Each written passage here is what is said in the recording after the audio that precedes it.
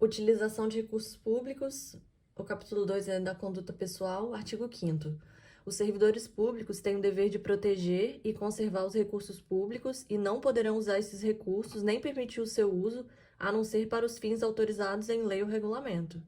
Então, não é para ficar pegando papel A4 da repartição e levando para casa para imprimir na impressora, não.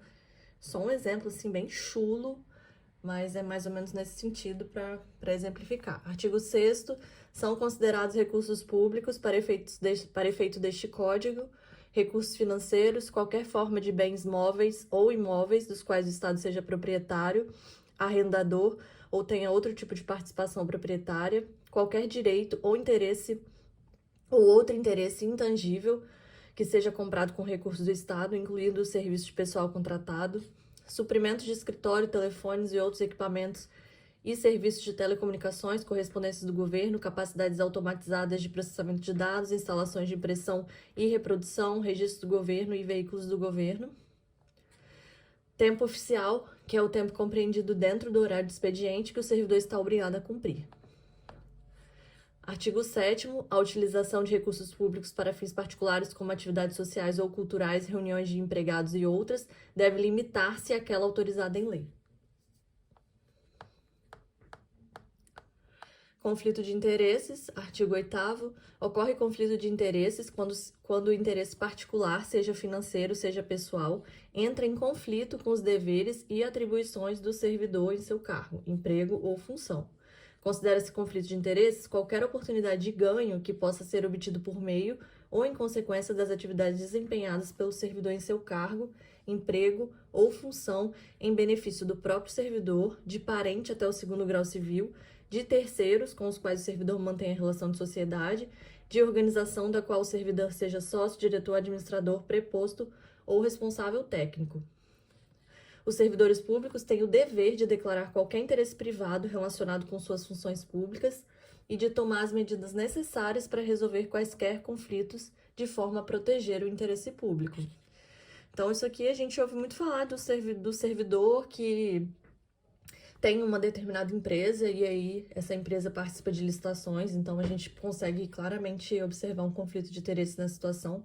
Isso tem que ser informado, né, para que quaisquer conflitos sejam resolvidos e o interesse público seja maior, né? Para que isso não gere nenhum problema, não tenha consequências tanto para a população quanto para o servidor em si. São fontes potenciais de conflitos de interesse financeiro e devem ser informados. Propriedades imobiliárias, participações acionárias, participação societária ou direção de empresas, presentes, viagens e hospedagem patrocinadas, dívidas, outros investimentos, ativos, passivos e fontes substanciais de renda. São fontes potenciais de conflitos de interesse pessoal, relações com organizações esportivas, relações com organizações culturais, relações com organizações sociais, relações familiares, outras relações de ordem pessoal. Então, essas daqui são de interesse financeiro e essas daqui são de interesse pessoal. Artigo 9º financeiro, artigo 10 pessoal. Relacionamentos de ordem profissional que possam ser interpretados como favorecimento de uma das fontes acima, mesmo que apenas aparentem conflito de interesses, devem ser evitados. É facultativa, nesses casos, a consulta à respectiva comissão de ética. Então, por exemplo, você está num determinado órgão e vai ser organizado um concurso público e você é designado como presidente dessa comissão responsável por organizar um concurso público. Só que você tem um filho, e esse filho, que já é maior de 18 anos, ele quer prestar esse concurso. Então, a gente pode ver, né, um potencial conflito de interesse pessoal, essas relações familiares. A pessoa pode ser a mais proba possível, ela pode agir de acordo com tudo que demanda, assim, a legalidade, os procedimentos, a organização, o planejamento desse concurso, mas, de qualquer forma, isso pode ser visto como um potencial conflito de interesse. Presentes. Artigo 11. Nenhum servidor deve, direto ou indiretamente, pleitear, sugerir ou aceitar presentes de uma fonte proibida em decorrência do cargo, emprego ou função ocupados.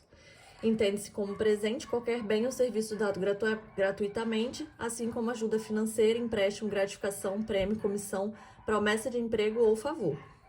Excetuam-se do disposto neste artigo os prêmios concedidos em eventos oficiais. Então, no evento oficial, você vai receber uma medalha por alguma coisa, e, enfim, vem com uma caixa de bombom, por exemplo. Mas ali é um evento oficial e está sendo para um determinado fim, né? Muito bem especificado. Agora vamos supor que você trabalha numa determinada repartição e você conseguiu um alvará lá pro seu vizinho, e aí esse vizinho foi e te deu um presente, porque ele está retribuindo o favor. Isso é proibido. Os presentes que, por razões econômicas ou diplomáticas, não possam ser devolvidos, deverão ser incorporados ao patrimônio do órgão. Podem ser aceitos presentes com valores individuais inferiores a R$100 até o limite de R$200 em cada ano civil. Considera-se fonte proibida qualquer pessoa física ou jurídica que tenha contrato ou pretenda celebrar contrato com o Estado. Esteja sujeita a fiscalização ou regulação pelo órgão em que o servidor atua. Tem interesses que possam ser afetados pelo desempenho ou não das atribuições do servidor.